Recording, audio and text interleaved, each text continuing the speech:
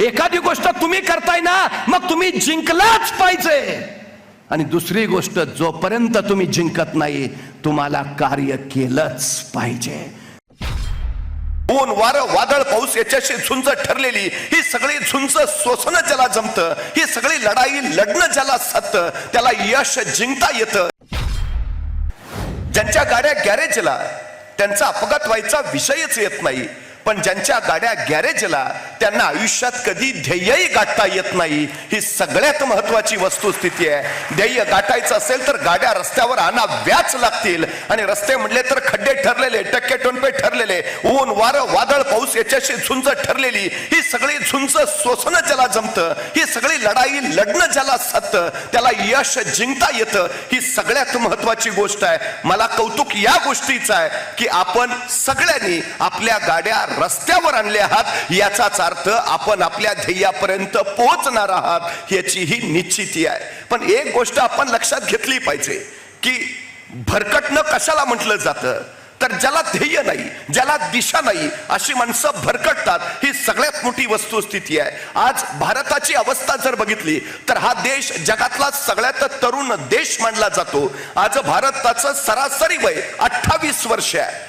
म्हणजे जगाच्या पाठीवरचा सगळ्यात तरुण देश म्हणून या आपल्या देशाला ओळखलं जातं. 15 ते 18 या वयोगटात देशात 10 कोटी मुलं आहेत, तर 15 वर्षाच्या आत 36 कोटी मुलं आहेत. म्हणजे 18 वर्षाच्या आतच 46 कोटी मुलं या देशात आहेत. या देशाचं भविष्य कोण ठरवतील, तरी 46 कोटी मुलं ठरवतील. उद्या देशाची अर्थव्यवस्था कशी असेल ही मुलं ठरवतील. उद्या देशाचं भविष्य काय असेल ही मुलं ठरवतील. उद्या देशाची अर्थव्यवस्था कशी असेल ही मुलं ठरवतील. देशाला महासत्ता बनवायचं की नाही ही मुलं ठरवतील. मग या मुलांचा सर्वांगीण विकास हे आमचं पहिलं ध्येय असलं पाहिजे की जेव्हा ही मुलं उद्याचा देश घडवतील. पण आजची परिस्थिती काय आहे, आज एकूण तरुणाईपैकी 42% मुलांना रोजगारच उपलब्ध नाही. ही सगळ्यात मोठी आमची अडचण आहे. जॉबलेस ग्रोथ हा देशाच्या अर्थव्यवस्थेपुढील सगळ्यात मोठा अडथळा आहे. ही गोष्ट आपण लक्षात घेतली पाहिजे. मग जर आमच्या युवकांच्या हाताला काम नसेल, त्यांच्या मनामध्ये विचार नसेल आणि त्याच्या हातून कुठली कृती घडत नसेल,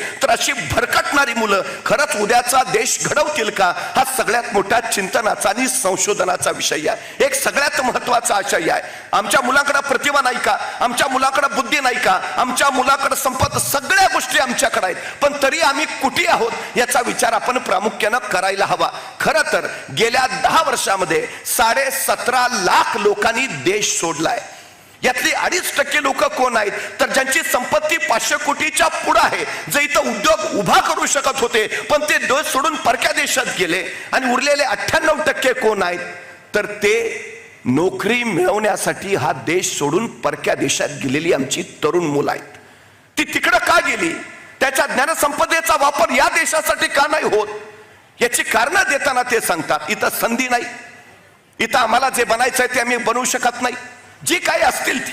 पण ज्या मुलांनी या देशाची इतर राहून अर्थव्यवस्था घडवली पाहिजे, हा देश विकसित केला पाहिजे, हा देश महासत्ता केला पाहिजे, ते स्वतःचं ज्ञान इतर देशांच्या अर्थव्यवस्था मजबूत करण्यासाठी खर्ची घालतायत. ही आमची अलीकडची सगळ्यात मोठी अडचण आहे. आज ऍपल मध्ये 34% भारतीय मुलं आहेत, मायक्रोसॉफ्ट मध्ये 32% भारतीय मुलं आहेत, IBM मध्ये 28% भारतीय मुलं आहेत, इंटेल मध्ये 17% भारतीय मुलं आहेत, आणि अमेरिकन अंतराळ संशोधन केंद्र नासा याच्यामध्ये 36% भारतीय मुलं आहेत. म्हणजे सबंध देशभर आज भारतीय तरुणांचाच बोलबाला आहे. ही वस्तुस्थिती आपण लक्षात घेतली पाहिजे. मग एवढी प्रतिभा, एवढी बुद्धिमत्ता जर या देशाच्या विकासासाठी खर्ची पडली तर हा देश महासत्ता व्हायला वेळच लागणार नाही. ही वस्तुस्थिती सुद्धा आपण लक्षात घेतली पाहिजे. खरं तर सकाळ माध्यम समूहाच्या इन मार्फत लीडरशिप डेव्हलप केली जाते, नेतृत्व तयार केलं जातं, आणि खऱ्या अर्थानं ती सगळ्यात महत्वाची गरज आहे. अलीकडची काही उदाहरणं जर बघितली तर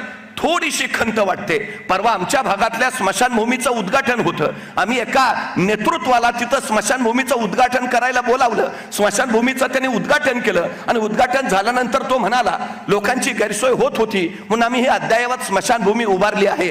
पावसाळ्यात लाकडं ओली असायची, माणसांना जळायला वेळ लागायचा, म्हणून आम्ही आता विद्युत दाहिनी बसवलेली आहे. पाऊस पडू नये, त्रास होऊ नये म्हणून आम्ही शेड लावलेला आहे, खाली चकचकीत फरशा बसवलेल्या आहेत, सगळी व्यवस्था केलेली आहे. तरी तरी सगळ्या ग्रामस्थांना माझी कळकळीची आणि तळमळीची विनंती आहे, त्यांनी लवकरात लवकर या स्मशानभूमीचा लाभ घ्यावा.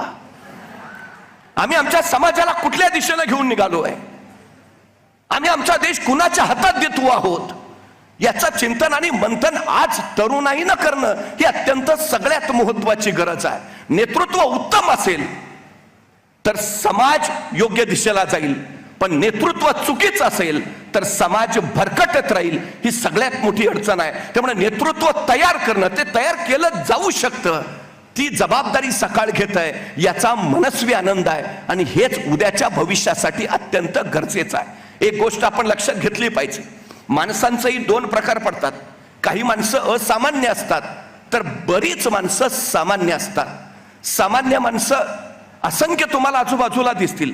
अब्राहम लिंकन असं म्हणतात की बहुतेक परमेश्वराला सामान्य माणसं प्रचंड आवडत असावी म्हणून ती इतक्या प्रमाणात आहेत, पण त्यांच्या तुलनेत असामान्य माणसं मात्र फार कमी आहेत, ज्यांना आपण आपले आदर्श मानावं. अशी माणसं किती आहेत, तर ती हाताच्या बोटावर मोजण्या इतपतच आहेत, पण सामान्य माणसं ती अफाट आहेत. मग असामान्य कुणाला म्हणावं आणि सामान्य कुणाला म्हणावं? रस्त्यानं चालताना एखादा खड्डा लागला तर सामान्य माणूस त्या खड्ड्याला शिव्या देतो, धडपडत तसाच पुढे जातो, पण तो विचार करत नाही हा खड्डा का पडला, हे काम कुणाला दिलं होतं, मग त्यांनी उत्तम काम केलं नाही का, मग आपण आवाज उठवला पाहिजे, आपण आंदोलन केलं पाहिजे, रस्ते उत्तमच असायला हवेत, आम्ही कर भरतो ना तर आम्हाला सुविधा उत्तमच मिळायला हवेत, असा विचार करणारी जी माणसं ती असामान्य बनतात आणि चालायचंच असं म्हणत जी पुढे जातात ती माणसं सामान्य असतात.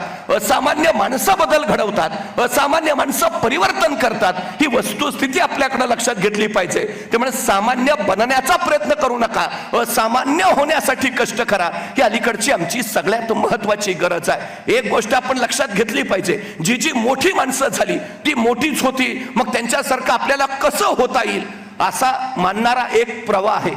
पण कुठलीही असामान्य माणसं ही सुरुवातीला सामान्यच होती, ही गोष्टही आपण लक्षात घेतली पाहिजे. खरं तर एक गोष्ट आपण प्रामुख्यानं आणखी एक लक्षात घ्यायला हवी. दोन गोष्टी असतात, या दोन गोष्टींचा विचार जर आपण केला तर आपल्याला कसं जायचंय, कुठं जायचंय याचा निश्चितपणे अंदाज लागू शकतो. कॅरेक्टर इथिक्स आणि पर्सनॅलिटी इथिक्स नावाचे हे दोन प्रकार आहेत. कसं असावं आणि कसं दिसावं याचा शोध घेणारी असंख्य माणसं असतात. चांगलं असावं आणि चांगलं दिसावं हे दोन प्रवाह आहेत, हे आपल्याला पहिल्यांदा लक्षात आलं पाहिजे. हल्लीची अडचण काय झाली आहे, प्रोपगंडा तयार केला जातो, इमेज बिल्डिंग केली जाते आणि मग लोकांपुढे ती प्रतिमा उभा केली जाते, हाच आपला तारणहार असं सांगितलं जातं. सामान्य माणसं जी खोलवर विचार करतच नाहीत, किंबहुना त्याच्या वैयक्तिक कौटुंबिक व्यापातनं वेळ म्हणून त्याला स्वतःच्या हित अहिताचा विचार करायचाच नाही, अशी माणसं कुणीतरी नेता शोधत असतात. हा नेता आपलं भलं करल असं त्याला जर वाटलं तर तो सरळ त्याच्या पाठीमागं धावत जातो. ही अलीकडची आमच्या समाजाची मानसिकता आहे. पण मी काहीतरी करावं असं वाटणारी माणसं मात्र अलीकडं दुर्मिळ आहेत, ही आमची सगळ्यात मोठी अडचण. मग प्रश्न काय होतो, म्हणजे बुवाबाजी फक्त धार्मिक क्षेत्रातच चालते असं नाही, ती प्रत्येक क्षेत्रात चालते, हे पहिलं आपण लक्षात घेतलं पाहिजे. त्यामुळं ज्यांच्यावर आपण विश्वास ठेवतो आहोत, ज्यांच्या पाठीमागं आपण जातो आहोत, त्यांचे व्यक्तिमत्वाचे पैलू काय आहेत, त्यांचे अंतस्थ हेतू काय आहेत, त्यांना स्वतःचं नेतृत्व विकसित करायचं आहे की सामूहिक नेतृत्वाला चालना द्यायची आहे, याच्यातली भूमिका आपण स्पष्ट करून घेतली पाहिजे. आणि एकूणच नेतृत्व हे समाजाभिमुख आणि समाजाला पुढे घेऊन जाणार असलं पाहिजे, हा सगळ्यात महत्वाचा मुद्दा. निव्वळ अलीकडचा जर काही प्रकार बघितला तर काही गोष्टी आपण स्पष्टपणे लक्षात घेतल्या पाहिजेत की चांगलं असावं आणि चांगलं दिसावं. एक गोष्ट, आपलं वैयक्तिक चारित्र्य शुद्धच असलं पाहिजे, हा एक प्रवाह झाला. आणि आपलं चारित्र्य किती घाणेरडं असलं तरी समोरच्याला ते चांगलंच भासलं पाहिजे असं मानणारा हा दुसरा प्रवाह झाला. युधिष्ठिर द्रौपदीला असं म्हणाला होता की मी धर्माचं पालन करतो, याचं कारण मला काही त्यातून लाभ व्हावा म्हणून नव्हे, तर धर्माचं पालन करणं हे माझं कर्तव्यच आहे, भले मला त्यातून लाभ होवो अथवा न हो असं म्हणणारा हा एक प्रवाह आहे. पण दुसरा प्रवाह असं म्हणतो की मी सत्कार्य करो अथवा न करो पण लोकांना सतत वाटलं पाहिजे की मी त्यांच्यासाठी प्रचंड कार्य करतो आहे. हा दुसरा प्रवाह झाला. क्रॉमवेल नावाचा एक राजा होता. त्याने आपल्या दरबारातल्या चित्रकाराला स्वतःचं चित्र काढायला सांगितलं. त्या क्रॉमवेलच्या चेहऱ्यावर एक मस्सा होता आणि एकूणच त्याच्या चेहऱ्याला तो अत्यंत कुरूपता प्रदान करत होता. त्या चित्रकाराने असं ठरवलं की क्रॉमवेलचं चित्र काढताना त्याच्या सौंदर्याला बाधा ठरणारा तो मस्सा काढून टाकावा. त्या चित्रकारानं क्रॉमवेलचं चित्र काढलं, पण त्याच्या चेहऱ्यावरचा मस्सा त्यांनी दाखवलाच नाही. त्याला असं वाटलं की क्रॉमवेल हे चित्र बघून आनंदित होईल, प्रसन्न होईल. पण प्रत्यक्ष ज्यावेळी क्रॉमवेलनं ते चित्र बघितलं, क्रॉमवेल प्रचंड संतापला आणि तो चित्रकाराला म्हणाला, अजिबात नाही, हे असं चित्र मला नको आहे. मी जसा आहे तसाच लोकांपुढे गेलो पाहिजे हे मानणारा एक प्रवाह. तर दुसरा, निवडणुका आल्या की 50 फोटोग्राफर बघून 150 अँगलनी फोटो काढणारे आणि मी लोकांना चांगलाच दिसलो पाहिजे असं दाखवणारे. हा दुसरा प्रवाह आहे. एक प्रवाह काय सांगतो की कुष्ठरोग्यांची सेवा करताना ऑलिव्ह तेलानं त्यांचा मसाज करणारे महात्मा गांधी हा एक पहिला प्रवाह आहे. तर स्वतःच्या वाढदिवसाला कुष्ठरोग्यांच्या आश्रमात जाऊन त्यांच्या बरोबर फोटो काढून सगळ्या वृत्तपत्रात तो प्रसिद्ध करणं हा दुसरा प्रवाह आहे. म्हणजे एक गोष्ट काय, सत्य संकल्प का दाता भगवान हा एक प्रवाह झाला आणि दुनिया झुकती है, झुकाने वाला चाहिए हा दुसरा प्रवाह झाला. आमचा प्रवाह नेमका कुठला आहे याचा विचार आम्ही केला पाहिजे. त्याच्यातून मग लक्षात येईल आपण चांगले असावं या दिशेचे आहोत की आपण चांगलं दिसावं या दिशेची आहोत. याचं कारण असं, आता अलीकडच्या काळामध्ये राजकारणाची एक वेगळी व्याख्या झाली आहे. राजकारणाला आपण आकड्यांचा खेळ असं म्हणतो. वास्तविक राजकारण हे तत्वांचं, मूल्यांचं आणि नैतिकतेचं असायला हवं, पण दुर्दैवानं आता ते आकड्यांचं झालंय. म्हणजे नैतिकतेचं, मूल्यांचं, तत्वांचं राजकारण हा एक प्रवाह झाला आणि आकड्यांचा मग ते कसेही करून मिळवणं हा दुसरा प्रवाह झाला. क्रिप्स पॉलिटिक्सची डेफिनेशन करताना एका ठिकाणी असं म्हणतो, politics is a gentle art of getting votes from poor and collect funds from rich, promising to protect each from the other. हा दुसरा प्रवाह झाला. आणि मी माझं आयुष्य या लोकांच्या विकासासाठी समर्पित करेन, त्यासाठी भले मला काही करायला लागो, हा पहिला प्रवाह झाला. आपण समाजात हे सगळे प्रवाह पाहतो आहोत. आपण कुठल्या दिशेला जातो? एकीकडं सत्य ही भगवान असं म्हणणारे महात्माजी आहेत, तर दुसरीकडं तुम्ही एकच खोटं वारंवार वारंवार वारंवार सांगत राहा, म्हणजे ते नंतर खरं वाटायला लागेल हे सांगणारा गोबेल्स आहे. हिटलर असा म्हणतो की खोटं बोलतानाच इतकं मोठं खोटं बोला की ते खोटं नाही हे सांगायलाच कुणी धजावला नाही पाहिजे. हा प्रवाह झाला. आम्ही कुठल्या दिशेला नक्की चाललो आहे याचा विचार आम्ही निश्चितपणे करायला हवा. काही लोक म्हणतात केवल मैं ही, आणि काही लोक म्हणतात केवल तू ही. स्वतःपुरता विचार करणारी सांगतात केवल मैं ही, जे काही असेल ते माझ्यासाठी. आणि काही लोक सांगतात केवल तू ही, मी जो काही आहे तो फक्त तुमच्यासाठी, तुमच्या हितासाठी, तुमच्या विकासासाठी. हा सगळ्यात मोठा फरक आहे. साधना साधना साधना या साधनेच्या बळावरच तुम्हाला हवं ते उत्तम घडवता येतं, ही सगळ्यात मोठी गरज. पण साधनेला कष्ट अपेक्षित आहेत, साधनेला समर्पण अपेक्षित आहे, साधनेला त्याग अपेक्षित आहे आणि साधनेला संयम सुद्धा अपेक्षित आहे. ज्याला चांगलं बनायचं आहे त्याला साधनाच करावी लागेल, ती सत्याची, उदात्ततेची, मंगलतेची, पावित्र्याची, भव्यतेची आणि दिव्यतेची असेल. काही लोकांना नुसती प्रतिमा तशी बनवायची आहे, ते शॉर्टकट मध्ये सगळ्या गोष्टी सहज मिळवू शकतील, ही वस्तुस्थिती आहे. प्रश्न आहे आपल्याला कुठल्या दिशेला जायचं आहे. राज्यव्यवस्था ही नैतिक मूल्यांच्या पायावरच आधारलेली असावी लागते. सत्य, न्याय, विश्वास आणि शिव या नैतिक मूल्यावर आधारलेली राज्यव्यवस्था ही लोककल्याणकारी असते.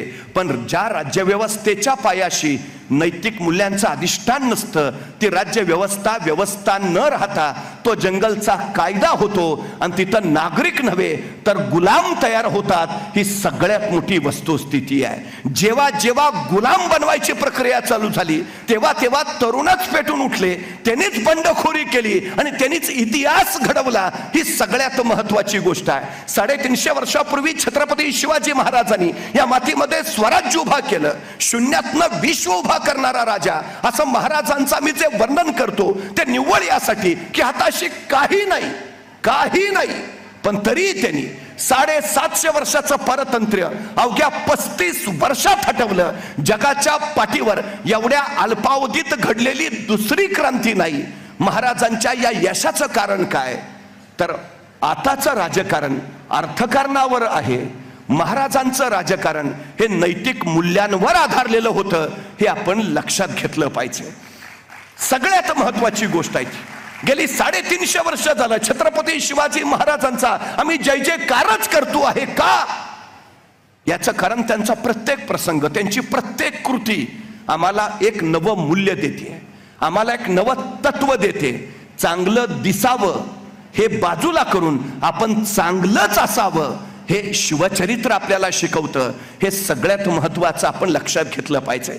त्यामुळे एक गोष्ट महत्वाची आहे, राजकारणामध्ये अथवा समाजकारणामध्ये तुम्हाला जर काही करायचं असेल तर पहिली गोष्ट आहे तुम्हाला पुढाकार घेता आला पाहिजे. माग राहणारी माणसं समाजाला कधीही पुढे नेऊ शकत नाहीत. ही पहिली गोष्ट आपण लक्षात घ्यायला हवी. पण ज्यावेळी या गोष्टीचा आपण विचार करतो, एकदा एका रस्त्यावर काही मजूर एक प्रचंड मोठा लाकडी ओंडका ढकलायचा प्रयत्न करत होते, पण तो लाकडी ओंडका त्यांच्याच्यानी ढकलला जात नव्हता. थोडेसे सामर्थ्य कमी पडत होते. ते मजूर थकले, दमले, पण त्यांचा ठेकेदार मात्र त्यांना तावातावाना सांगत होता, हलवा लवकर, घ्या पुढं, लावा ताकद. पण तो ओंडका त्यांना पुढं सरकतच नव्हता. ठेकेदार जरा पुढं आला असता, मजुरात मिसळला असता आणि त्यांनी थोडं धक्का दिला असता तर कदाचित तो ओंडका पुढे गेला असता. पण ठेकेदार म्हणून फक्त आदेश देत राहिला होता. मजूर प्रयत्न करत होते, साधत नव्हतं. तेवढ्यात तिकडून घोड्यावर बसलेला एक इसम आला. त्याने हा सगळा प्रकार बघितला आणि घोड्यावरचा तो इसम त्या ठेकेदाराला म्हणाला, अरे तरा तू 2 पावलं पुढे झालास, त्या ओंडक्याला हात लावलास तर ओंडका पटकन पुढे जाईल, तू पाहतो काय, मदत कर. तसा ठेकेदार त्या घोड्यावरच्या इस्माला म्हणाला, मी कोण आहे तुम्हाला माहिती आहे का? मी यांचा ठेकेदार आहे. मी आदेश द्यायचे आणि यांनी काम करायचं हे पहिल्यांदा आपल्या लक्षात असू द्या. तो इसम काही बोलला नाही. तो स्वतः घोड्यावरनं खाली उतरला, त्या मजुरांमध्ये मिसळला आणि स्वतःचे हात त्यांनी त्या ओंडक्याला लावले आणि त्या बळाच्या हातावर काही क्षणातच ओंडका बाजूला झाला. हात झटकत तो इसम त्या ठेकेदारापुढे आला. ठेकेदार चकित झाला होता, पण तो इसम त्या ठेकेदाराला म्हणाला, एक गोष्ट कायम लक्षात असू दे, कुठलंही काम छोटं किंवा मोठं कधीच नसतं. छोट्या छोट्या कामानीच मोठं काम साधता येतं, हे लक्षात राहू दे. त्यावेळी ठेकेदाराने त्याला विचारलं, पण आपण आहात तरी कोण? आणि त्यावेळी तो इसम म्हणाला, मी नेपोलियन बोनापार्ट. आणि नेपोलियन त्या ठेकेदाराला म्हणाला, लक्षात ठेव, मी सम्राट आहे म्हणून पुढाकार घेत नाही, मी पुढाकार घेतो म्हणून सम्राट आहे, हे लक्षात असू दे. तुम्हाला नेतृत्व करायचं असेल, तुम्ही कुठल्याही क्षेत्राप्रांतात असाल, सगळ्यात महत्वाची गोष्ट आहे तुम्ही पुढे झालं पाहिजे, तुम्ही पुढाकार घेतला पाहिजे. या महाराष्ट्राच्या देशाच्या इतिहासामध्ये जेवढी नेतृत्व तुम्हाला दिसतील, ही काही वारसा अधिकारानं, वारसा परंपरेनं आलेली नेतृत्व नाहीत. शून्यातून उभा राहिलेली, सामान्यातून असामान्य झालेली ही माणसं आहेत, हेही आपण लक्षात घेतलं पाहिजे. सगळ्यात महत्वाचा मुद्दा एक आहे, आपला लोकांशी संवाद असला पाहिजे, लोकांशी संपर्क असला पाहिजे, लोकांचे प्रश्न विक्रम, आ तो गए, जाओगे कैसे? बड़े आराम से. देखिए, ये देश उन्नति की सीढ़ियां चढ़ रहा है. अब ये हेलो, मैं आ रहा हूँ. और हाँ, भगा कर ले जाऊंगा. विक्रम, सिक्योरिटी! कहाँ मर गए सबके सब? प्रिया, भाग गए. भाग गए, पकड़ो उनको. हेलो, बोला था ना, भगा कर ले जाऊंगा. काय जेवढ्या लढाया झाल्या, जेवढे मरणावरचे प्रसंग आले, त्या प्रत्येक प्रसंगात महाराज स्वतः मृत्यूच्या भेटीला गेले. 40,000 फौज घेऊन अफजल खान येतोय, जीवावरचं संकट आहे, पण महाराज त्यावेळी तानाजीला असं नाही म्हणाले, तान्हा एवढी वेळ जातोस का तू? नाही, सकाळपासून जरा अस्वस्थच वाटतंय, बहुतेक बीपी पण वाढला असेल, असं कर एवढी वेळ तू जा, मग पुढच्या वेळी मी पाहतो. अजिबात नाही. लढे सिपाही नाम सरदार काही पद्धतच नाही. जिथं मरण अडवालं तिथं राजे स्वतः मृत्यूला भिडले. हा सगळ्यात महत्वाचा इतिहास आहे. तुम्हाला पुढं व्हायचंय तर तुम्हाला लढावंच लागेल, संघर्ष करावाच लागेल, धोके पत्करावेच लागतील. ही सगळ्यात महत्वाची गरज आहे. तुम्ही इतरांवर विसंबन राहून तुम्ही पुढाकार करू शकत नाही, हे पहिलं लक्षात असायला हवं. सगळ्यात महत्वाची गोष्ट, स्वतःबद्दलचा विश्वास इतरांच्या मध्ये निर्माण करा, पण तो निर्माण होद्या आधी स्वतःचा स्वतःवर विश्वास असला पाहिजे. म्हणजे बरीच लोक रस्त्यानं चालता चालता सहज म्हणतात, त्याला मी पुरता ओळखून आहे. अरे तू त्याला ओळखून आहे, पण तुझं काय?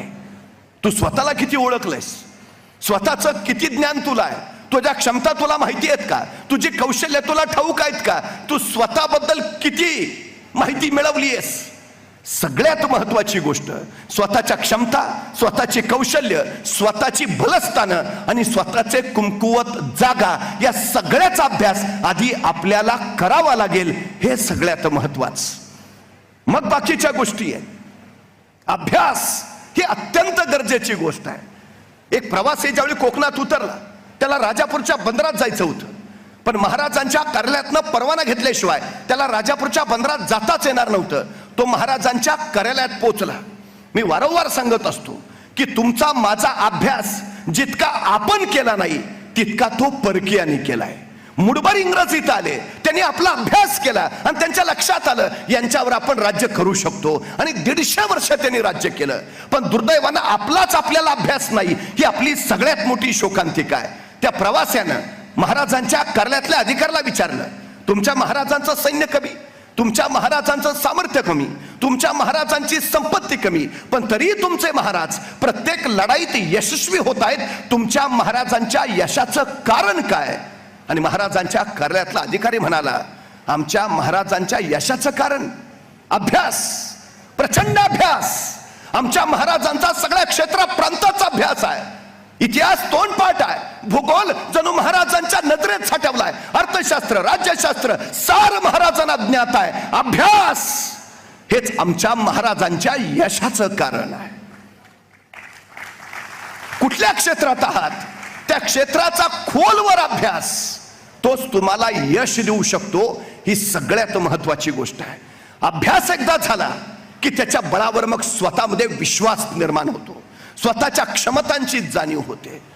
सगळ्यात महत्वाची गोष्ट, महाराणा प्रतापसिंहांकडे त्यांचा सेनापती भामासिंह धावत धावत आला. ठाकूरजी गजब झाला, क्या हुआ?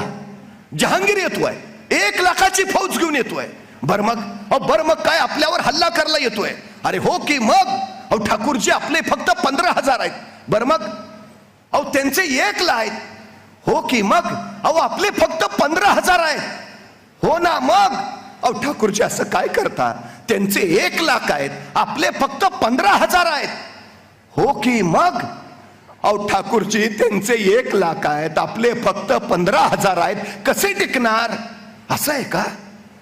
बर चला मग मी येतो तुमच्या बरोबर. मी येतो तुमच्या बरोबर, त्याने काय होईल? 15,000 एक हो. तसे महाराणा प्रतापसिंहजी म्हणले, तसं नाही, मी 1 लाख आणि तुम्ही 15,000. किती झालो? 1,15,000. अरे ते तर फक्त 1 लाख आहेत. चला, ही स्वतःला 1 लाख समजायची जी जिगर आहे ना, ती जिगर म्हणजे तुमचा आत्मविश्वास.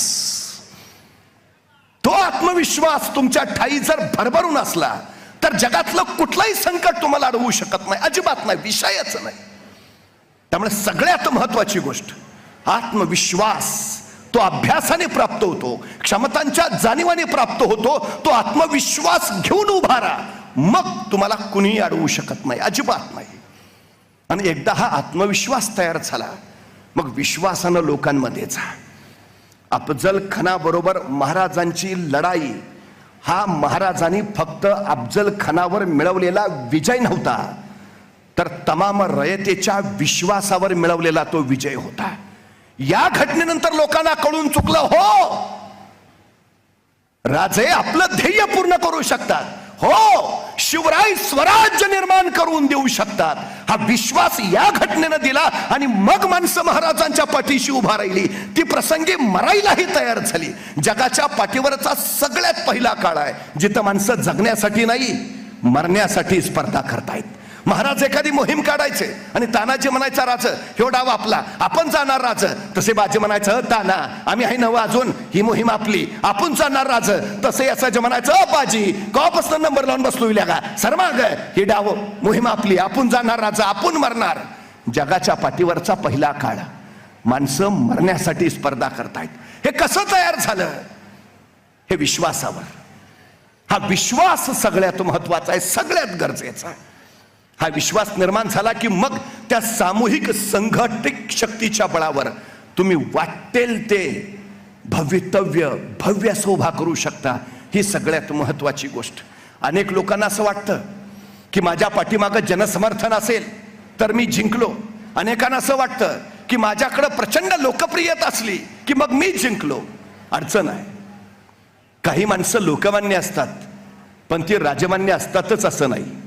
काही माणसं राजमान्य असतात पण ती लोकमान्य ठरतातच असं नाही. या गोष्टीचा नेमका वेध घेणं हा सगळ्यात महत्वाचा प्रश्न आहे. विश्वास का आणि किती महत्वाचा? जीसस क्राइस्टना 12 शिष्य होते, पैकी एकानं अवघ्या 30 रुपयासाठी त्यांचा विश्वासघात केला आणि दुसऱ्यानं कोंबडा आरवायच्या आत सांगितलं मी यांना ओळखतच नाही. मोहम्मद साहेबांना ज्यावेळी वयाच्या 40 मध्ये साक्षात्कार झाला, त्या साक्षात्काराचं जे सत्य होतं ते अनेकांना मान्य झालं नाही. म्हणूनच मोहम्मद साहेबांना मक्का सोडून मदिनेला जावं लागलं. 19 मार्च 1883 ला पुणे महानगरपालिकेची पहिली निवडणूक झाली. त्याच्यामध्ये शतपत्रकार, लोकहितवादी गोपाळ देशमुख उभा राहिले आणि गोपाळ देशमुखांना त्यांच्या वॉर्डमध्ये फक्त 0 मतं मिळाली. फक्त 0 मतं. पण याच्या उलट 19 मार्च 1873च्या पुण्याच्या महानगरपालिकेच्या निवडणुकीमध्ये महात्मा ज्योतिराव फुले उभा राहिले. त्यावेळी वेताळ पेठेमध्ये त्यांना फक्त 0 मतं मिळाली, तर भवानी पेठेमध्ये त्यांचं स्वतःचं 1 मत धरून आणखी 1 मत अशी त्यांना फक्त 2 मतं मिळाली. लोक समजून येणं अत्यंत कठीण आहे.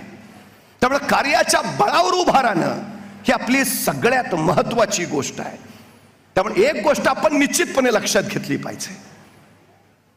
आज प्रचंड जनसमर्थन असलं म्हणजे तुम्ही यशस्वी, तुमच्या पाठीशी जनसमर्थन नसलं म्हणजे तुम्ही अयशस्वी, असं अजिबात म्हणता येत नाही. स्वामी विवेकानंदांना किती लोक हवे होते? फक्त 12. फक्त 12. इग्निशियनचे किती शिष्य होते? फक्त 12. सगळ्यात महत्वाची गोष्ट, छत्रपती शिवाजी महाराजांनी स्वराज्याला सुरुवात केली तर महाराजांच्या सोबत किती लोक होती? मुठभर. पण या मुठभर लोकांच्या बळावर महाराजांनी 750 वर्षाचं पारतंत्र्य हटवलं आणि लोककल्याणकारी राज्य उभा केलं. ही सगळ्यात महत्वाची गोष्ट आहे. ध्येय निश्चित असलं, ते ध्येय उदात्त असलं, लोककल्याणकारी असलं तर लोक पाठीशी येत राहतात. मैं अकेला चला था, लोग आते गए और कारवा बनता गया. ही अनेक इतिहास घडवलेल्या माणसांच्या अनुभवांचे बोल आहेत. हेही आपण लक्षात घेतलं पाहिजे. इतरांना विश्वास देता आला पाहिजे, इतरांच्या मध्ये आत्मविश्वास निर्माण करता आला पाहिजे. नेतृत्वाचं सगळ्यात मोठं वैशिष्ट्य असतं इतरांच्या मनातलं स्फुल्लिंग फुलवणं. खरं तर sisters and brothers of America हे शब्द सभागृहामध्ये घुमले आणि सगळे अमेरिकन स्तब्ध झाले. लेडीज अँड जेंटलमन अशी ऐकायची सवय असलेले अमेरिकन्स नरेंद्रच्या त्या सिस्टर्स अँड ब्रदर्सच्या शब्दाने अक्षरशः भारावून गेले. मानवतेला, बंधुत्वानं घातलेली ही आंतरिक मिठी होती. आणि बघता बघता या बोलानी नरेंद्राचे विवेकानंद झाले. 2 शब्दात ही इतकी अफाट ताकद होती. अमेरिकन फक्त टाळ्या वाजवत होते. तुमचे 2 शब्द किती क्रांती करतील, किती अफाट क्रांती करतील. चिकाच्या पडद्याआडून फक्त एक वाक्य उद्गारलं गेलं, मेरी झांसी नाही दूंगी. आणि ते एक वाक्य इतिहास प्रसिद्ध झालं. लोकांच्या मनाचा ठाव घेण्यासाठी तुम्ही तासभर बोलला पाहिजे, अजिबात अपेक्षित नाही. तुमचं एक वाक्य सुद्धा क्रांतिकारी ठरू शकतं.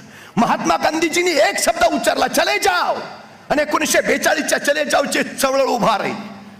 बदायूच्या घाटामध्ये जखमी असलेल्या दत्ताजी शिंदेनी एक वाक्य उच्चारलं, हा हा बचेंगे तो और भी लढेंगे.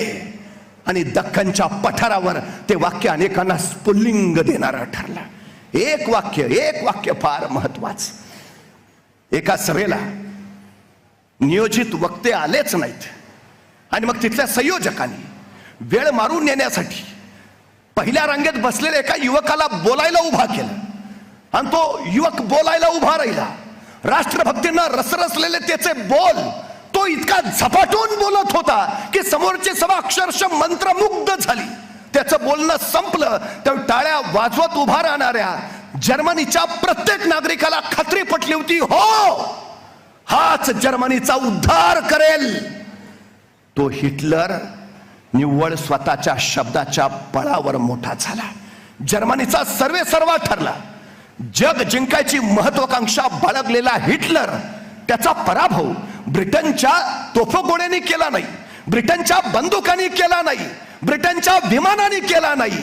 या हिटलरचा पराभव चर्चिलच्या शब्दांनी, चर्चिलच्या भाषणांनी केला. हे आपण लक्षात घेतलं पाहिजे. अनुकूल परिस्थिती असताना कुणीही उत्तम बोलू शकतं, पण परिस्थिती प्रतिकूल असताना सर्वोत्तम बोलणं आणि लोकांना प्रेरणा देणं हे सर्वोत्तम नेतृत्वाचं सगळ्यात मोठं द्योतक आहे. सगळ्यात मोठं. चर्चिलनं एकच वाक्य सांगितलंय शेवटच्या भाषणात, आता माघार नाही, माघार नाही, अजिबात माघार नाही. आणि सगळ्या इंग्लंडमध्ये एक चैतन्य पसरलं. 10 मे 1940 इंग्लंडवर तुफान बॉम्बवृष्टी झाली. सगळं इंग्लंड बेचिराग झालं. अशा वेळी चर्चिलच्या सैनिकांनी त्यांना सांगितलं होतं की आपण सुरक्षित स्थळी जा, आपण बंकर मध्ये जा. चर्चिल म्हणले, नाही, जिथं माझे नागरिक असतील तिथंच मी उभा असेल. बॉम्ब वर्षाव रात्रीचा संपला. बंकर मधनं लोक बाहेर आली आणि ढासळलेल्या इमारतीचे मलबे बाजूला करू लागली. अचानक त्या इमारतीचे ढेग बाजूला करताना एकाची नजर चिरूट घेऊन चाललेल्या काळी टोपी घातलेल्या ग्रस्ताकडे पटली. तो पुटपुटला, oh our prime minister mister Churchill. Churchill प्रत्यक्ष युद्धभूमीवर होता, प्रत्यक्ष युद्धभूमीवर. आणि चर्चिल त्या सगळ्यांना सांगत होता, आपण लढत राहू, आकाशात, समुद्रात, रस्त्यावर, जंगलात, कुठेही लढत राहू. जोपर्यंत आपण जिंकत नाही तोपर्यंत आपण लढत राहू. माघार घ्यायची नाही फक्त, बस. चर्चिल ते बोल अनेकांना प्रेरणा देत होते. त्या ढिगाऱ्याखाली दबलेली माणसं चर्चिलच्या बोलाने जणू परत जिवंत झाली. आणि अवघ्या काही वर्षात जर्मनीवर प्रचंड मोठा हल्ला करून, जर्मनी पराभूत करून, जर्मनीतल्या रिस्टॅग इमारतीच्या ढिगाऱ्यावर तोच चर्चिल उभा होता, जे बोललं ते करून दाखवलं असं सांगणारा. ऐन वक्ती तुमचे शब्द कसे आहेत, कसे बोलता तुम्ही, सगळ्यात महत्वाचं आहे. खरं तर महात्मा गांधी फार कमी बोलायचे, पण त्यांच्या प्रत्येक शब्दाला नैतिक चारित्र्याचं अधिष्ठान असायचं. म्हणून त्यांच्या शब्दांनाच कृतीचं मोल यायचं. साहित्यिक व्यासंगी बोलणं हे पंडित नेहरूंना प्रचंड उत्तम जमायचं. आदरणीय यशवंतराव चव्हाण फार कमी बोलायचे, मोजकं पण अचूक, जिथं जातील त्यांच्या काळजाला हात घालत त्यांच्या मनातलं बोलायचे. दुसरीकडे क्रांतिसिंह नाना पाटील, त्यांचे रांगडे बोल, असंख्य माणसं त्यांनी आपल्या बोलाने उभा केली. आणि त्याच्याही पेक्षा संयुक्त महाराष्ट्राची चळवळ जी साहित्यिकांनी सुरू केली, साहित्यिकांनी सुरू केलेली चळवळ आंदोलनाचं कसं रूप घेते याचं उत्तम उदाहरण म्हणजे संयुक्त महाराष्ट्र चळवळ. आपल्या पहिल्याच वाक्याला हशानी टाळ्या घेणारे आचार्य अत्र्यांसारख्या असंख्य नेतृत्वानी त्यावेळीची परिस्थिती आपल्या शब्दांनी जिंकून घेतली. ही सगळ्यात मोठी वस्तुस्थिती आहे, सगळ्यात मोठी. आणि आपल्या शब्दांच्या फटकाऱ्यांनी भल्या भल्यांना घायाळ करणारे, मराठी अस्मिता, मराठी स्वाभिमान, मराठी न्याय हक्कासाठी आपल्या शब्दांचे फटकारे ओढत एकदा बोललो की बोललोच असे रोखठोक पण आक्रमक राहणारे, मंत्राच्या ना तंत्राच्या निव्वळ स्वतःच्या स्वरयंत्राच्या बळावर ज्यांनी मराठी माणसांवर तब्बल 45 वर्ष राज्य केलं, ते हिंदू हृदय सम्राट शिवसेना प्रमुख बाळासाहेब ठाकरे याच वक्तृत्वाच्या बळावर या महाराष्ट्राचं नव्हे तर देशाचं नेतृत्व करतेच. ही नेतृत्व करणारी माणसं घडली कशी, काय होतं यांच्या? सगळ्यात महत्वाची गोष्ट आहे, सगळ्यात संवेदनशीलता. ही तुमच्या माझ्या हृदयात असायलाच हवी. ती सगळ्यात आणि सगळ्यात गरजेची गोष्ट आहे. इतरांच्या दुःखानं तुमच्या डोळ्यात पाणी येणं ही तुमची संवेदनशीलता तुम्हाला कृतिशील बनवते. आणि त्या कृतीतून मग अन्यायाला वाचा फोडण्याचं, अत्याचार संपवण्याचं आणि लोककल्याणकारी छत्र उभा करण्याचं कार्य सुरू राहतं. हे सगळ्यात गरजेचं. त्यामुळे संवेदनशील असायला हवा. रस्त्यावर अपघात झाला तर त्याचे फोटो काढून ग्रुपवर पाठवत बसण्यापेक्षा त्या अपघातग्रस्ताला तडक करून हॉस्पिटलमध्ये पोहोचवणं ही संवेदनशीलता आहे. पण नुसती मागाहून चर्चा करत राहणं. बऱ्याच ठिकाणी असे अनुभव आले की डॉक्टर सांगतात की थोडा आधी पोहोचला असता तर वाचला असता, पण आम्ही त्याला आधी पोहोचवण्याऐवजी फक्त आमच्या मोबाईल्समध्ये फोटो काढत राहतो आणि सगळी मग अडचण होऊन जाते. त्यामुळे सगळ्यात महत्वाचा विषय जर असेल, सगळ्यात महत्वाची जर गोष्ट असेल तर ही संवेदनशीलता जपा. ही संवेदनशीलता तुम्हाला माणसं कमवून देते. माणसांचा अफाट मेळ तुमच्या पाठीशी उभा राहतो तो या संवेदनशीलतेतनं, संवेदनशीलतेतून आलेल्या संवादातनं. आणि सगळ्यात मोठं यश कशात आहे? तुमच्या पाठीमागं हा प्रचंड समुदाय असणं, हे तुमचं सगळ्यात मोठं यश आहे. शिवाजी महाराज लहान होते, मासाहेब जिजाऊंना काम करू देत नव्हते. मासाहेबांना तर काम करायचं होतं पण छोटे शुभा करूच देत नव्हते. मासाहेबांच्या लक्षात आलं शुभांना काहीतरी दुसऱ्या कामात गुंतवलं पाहिजे, त्याशिवाय ते आपल्याला काम करूच देणार नाही. कशात गुंतवावं असा विचार करत असताना मासाहेबांना शेजारी एक जगाचा नकाशा पडलेला दिसला. मासाहेबाने तो जगाचा नकाशा घेतला, टरा फाडला, 15-20 त्याचे तुकडे केले आणि तो फाडलेला नकाशा शिवराजांच्या हातावर ठेवला आणि सांगितलं बसा इथं आणि हा फाडलेला जगाचा नकाशा पुन्हा पहिल्यासारखा जोडून दाखवा. मासाहेबांना वाटलं जगाचा नकाशा आहे, प्रांत न प्रांत माहिती पाहिजे, देश न देश माहिती पाहिजे, पर्वत नद्या नाले सगळं ठाऊक पाहिजे तर जगाचा नकाशा जोडता येईल. किमान प्रयत्न केले तर तास 1.5 तास तरी शिवराजांना वेळ लागेल, म्हणजे तेवढ्या वेळात आपल्याला आपलं काम उरकता येईल. शिवराजे त्या फाटलेल्या नकाशाचे तुकडे घेऊन बसले. मासाहेब निश्चिंत मनानं स्वतःच्या कामाकडे वळाल्या. पण 5-10 मिनिटं झाली आणि शिवराजे धावत आले. मासाहेब नकाशा जोडून झाला. मासाहेबांना आश्चर्य वाटलं, अहो जगाचा नकाशा आहे, इतक्या जलद जोडला तरी कसं साधलं? तसे शिवराजे म्हणाले, मासाहेब तुम्ही ज्या जगाच्या नकाशाचे तुकडे मला दिले होते त्या तुकड्यांच्या पाठीमागं एका माणसाचं चित्र होतं. मी पहिल्यांदा मागचा माणूस जोडला, उलटून बघितलं जग आपोआप जोडलं गेलं होतं. तुम्हाला जग जिंकायचंय, काही करू नका, तुम्ही फक्त माणसं जिंकत चाला, तुम्ही फक्त माणसं जोडत चाला, तेच तुम्हाला योग्य ठिकाणी निश्चितपणे नेतील, जिथून तुम्ही साऱ्यांच्या कल्याणाचा विचार करू शकाल. ही सगळ्यात महत्वाची गरज आहे. फक्त एक गोष्ट पुन्हा एकदा सांगतो, अलीकडच्या तरुणाईचा संयम हरवलाय, त्याच्यात तो संयम राहिलाच नाही. दुर्दैवाने आमच्या शाळांमध्ये जीवशास्त्र शिकवलं जातं पण जीवनशास्त्र शिकवलं जात नाही. आमच्या शाळांमध्ये चित्रकला शिकवली जाते, चरित्रकला शिकवली जात नाही. आज सकाळ माध्यम समूह ते जीवनशास्त्र आणि चरित्रकला तुमच्यापर्यंत पोहोचवतंय, हे महत्वाचं. पण त्याहीपेक्षा एक गोष्ट आपण लक्षात घेतली पाहिजे, सगळ्यात महत्वाची लक्षात घेतली पाहिजे. आमच्याकडं आर्थिक नियोजन केलं जातं, आमच्याकडं अभ्यासाचं नियोजन केलं जातं, पण आमच्याकडं भावनांचं नियोजन केलं जात नाही. आमच्या कुठल्याही अभ्यासक्रमात भावनांचं नियोजन कसं करावं याचा अभ्यासक्रम नाही. ही अलीकडची आमची सगळ्यात मोठी अडचण आहे. एखादा खून करणाऱ्याला विचारा का केलास, तो सांगतो भावनेच्या भरात झाला. एखादा आत्महत्या करायला उद्युक्त होतो, अरे काय करतोयस, नाही भावनेच्या भरात कळलंच नाही. हे सगळंच एक वाईट घडतंय, ते सगळं भावनेच्या भरात घडतंय.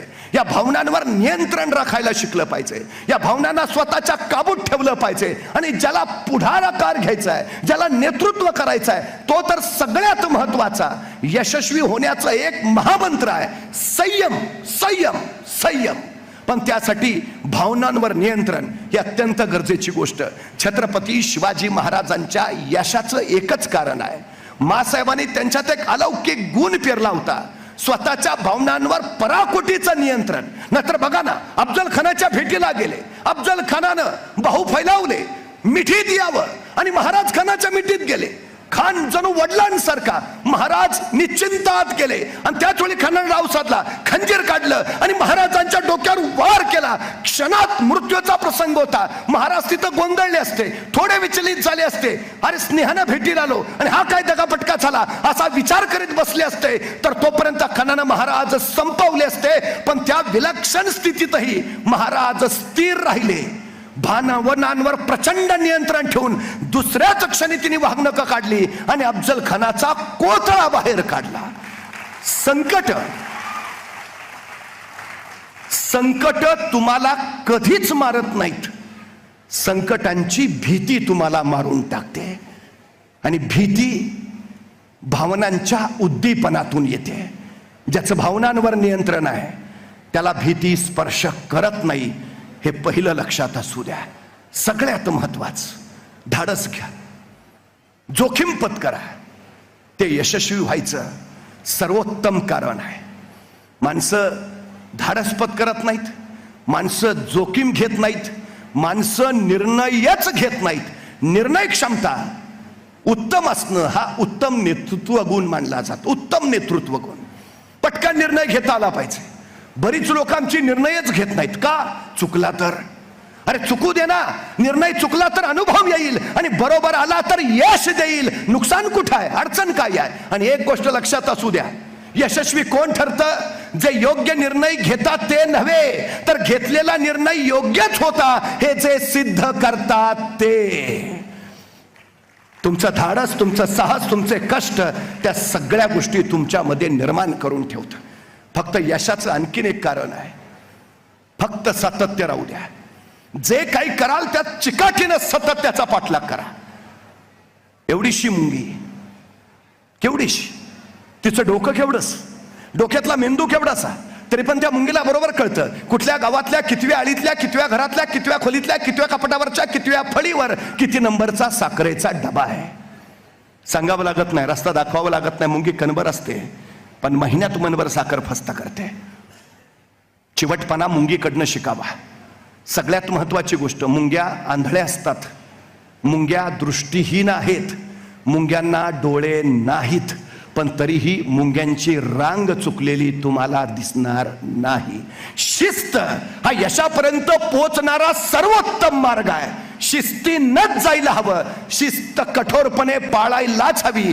हा मुंगीनं दिलेला कधीच तिचा रस्ता भरकटत नाही, ती शिस्त मोडतच नाही, रांग चुकत नाही. आणि सगळ्यात महत्वाची गोष्ट, मुंगी प्रचंड कष्ट करते, अफाट काम करते. एका विद्वानानं तत्वचिंतकाला विचारलं, हे जग कधी संपेल? आणि तो तत्वचिंतक म्हणाला, ज्या दिवशी एखादी मुंगी एकाच ठिकाणी थांबून तुम्हाला निवांत आराम करताना दिसेल, त्या दिवशी समजून जा जगाचा अंतकाळ जवळ आलाय. मला फक्त आराम करणारी मुंगी दाखवा, चुकून दिसणार नाही, चुकून दिसणार नाही. आम्ही अनेक तरुणांना सांगतो सतत काम करा. मुलं म्हणतात इतकं काम करायचं, मरायचंय का? माणूस कामानं कधीच मरत नाही, माणूस कामाच्या ताणानं मरतो आणि ताण काम साठल्यानं वाढतो. त्यामुळे सातत्य तुमचा हा ताणही घालवतं. सतत सतत सतत कार्यशील राहा, हा यशाचा सर्वोत्तम मार्ग आहे. एक साधू होते, ते नाचायला लागले की पाऊस पडायचा, नाचायला लागले की पाऊस पडायला. परिसरात त्यांची प्रचंड चर्चा झाली. साधू नाचायला लागले की पाऊस पडतो. काय तुमच्यासारखी 4 बंडखोर पोरं होती, ती त्या साधू महाराजांकडे गेली. म्हटले, महाराज म्हणे तुम्ही नाचल्यावर पाऊस पडतो. साधू महाराज म्हटले, खरं आहे ते. म्हटले, तुम्ही नाचल्यावर पाऊस पडत असेल तर आम्ही नाचल्यावर पण पाऊस पडला पाहिजे. साधू म्हटले, पडेलही, काही कल्पना नाही. नाही नाही, बघूया ना काय होतं इथे. मग ते चौघं त्या साधूंना पहाटे 5 वाजता एका मैदानावर घेऊन आले साधू महाराज म्हणले तुम्ही सुरू करा. मग त्यातल्या एका तरुणानं नाचायला सुरुवात केली. 5 मिनिटं नाचला, 10 मिनिटं, 15 मिनिटं, 20 मिनिटं, 25 मिनिटं, अर्धा तास झाला. तो नाचून थकला, दमला, बाजूला झाला. पाऊस काय पडलाच नाही. मग दुसरा पुढं झाला, अर्धा तास, 1 तास नाचला, थकला, दमला, बाजूला झाला, पाऊस पडलाच नाही. मग तिसरा पुढं झाला, अर्धा तास, तास, 1.5 तास, 2 तास नाचला, पण पाऊस पडलाच नाही. चौथा पुढं झाला, 2 तास, 2.5 तास सलग नाचला, पाऊस पडलाच नाही. दुपारचे 4 वाजले. 4ही तरुण म्हटले आम्ही नाचून बघितलं, पडला नाही. साधू महाराज आता तुम्ही सुरुवात करा. दुपारच्या 4 वाजता साधू महाराजांनी नाचायला सुरुवात केली. अर्धा तास झाला, तास झाला, 1.5 तास, 2 तास, 3 तास झाले, 4 तास झाले. सायंकाळचे 8 वाजले, 9 वाजले, 10 वाजले, साधू नाचतातच आहेत. 11 वाजले, 12 वाजले, रात्रीचे 1 वाजले, साधू नाचतातच आहेत. 2-3 वाजले, पहाट व्हायला लागली. 4-5 झाले, झुंजू मुंजू झालं, साधू नाचतातच आहेत. सूर्य उजाडायची वेळ आली. 6 वाजले, 6:30 वाजले, साधू नाचतातच आहेत. 7 वाजले आणि त्याच वर्षी अचानक आभाळ भरून आलं आणि रप रप रप पावसाला सुरुवात झाली. त्यावेळी साधू महाराज नाचायचे थांबले. त्या तरुणाने विचारलं, आम्ही नाचलो त्यावेळी पाऊस पडला नाही, पण तुम्ही नाचला आणि मग मात्र पाऊस पडला, असं कसं? साधू महाराज म्हटले, मला 2च गोष्टी ठाऊक होत्या. पहिली गोष्ट, मी नाचतोय म्हणजे पाऊस पडलाच पाहिजे. आणि दुसरी गोष्ट, जोपर्यंत पाऊस पडत नाही मला नाचलंच पाहिजे. यशाचं सूत्रच हे आहे. एखादी गोष्ट तुम्ही करताय ना, मग तुम्ही जिंकलाच पाहिजे. आणि दुसरी गोष्ट, जोपर्यंत तुम्ही जिंकत नाही तुम्हाला कार्य केलंच पाहिजे. या 2 गोष्टीच्या पलीकडे यश नाही. या 2 गोष्टीच्या पलीकडं कुठलंही यशाचा आभाळ नाही, दुसरं कुठलंही नेतृत्व नाही. मी आपल्याला निश्चितपणे विनंती करतो की या काही गोष्टींचा आपण जर अभ्यासानं, व्यासंगानं, स्वतःच्या क्षमतांचा, कौशल्यांचा, स्वतःतल्या गुणांचा विकास केला, निश्चितपणे एक प्रचंड मोठं विश्व आपण उभारू शकता. आणि सकाळची जी अपेक्षा आहे, उद्याच्या देशासाठी अपेक्षित जे कार्य कुशल नागरिक आहेत, नेतृत्व आहे, ते आपल्या माध्यमानं घडू शकेल हे निश्चितपणे या निमित्तानं मी आपल्याला सांगतो. आपल्या सगळ्यांना त्यासाठी मनपूर्वक शुभेच्छा देतो आणि आपल्या सगळ्यांची रजा घेतो. धन्यवाद. देश विदेशातील प्रत्येक घडामोडींचे लाईव्ह अपडेट मिळवण्यासाठी आता साम टीव्हीच्या सर्व सोशल मीडिया प्लॅटफॉर्मला लाईक, फॉलो आणि सबस्क्राईब करा. तसंच सर्व नोटिफिकेशनसाठी बेल आयकॉन प्रेस करायला विसरू नका.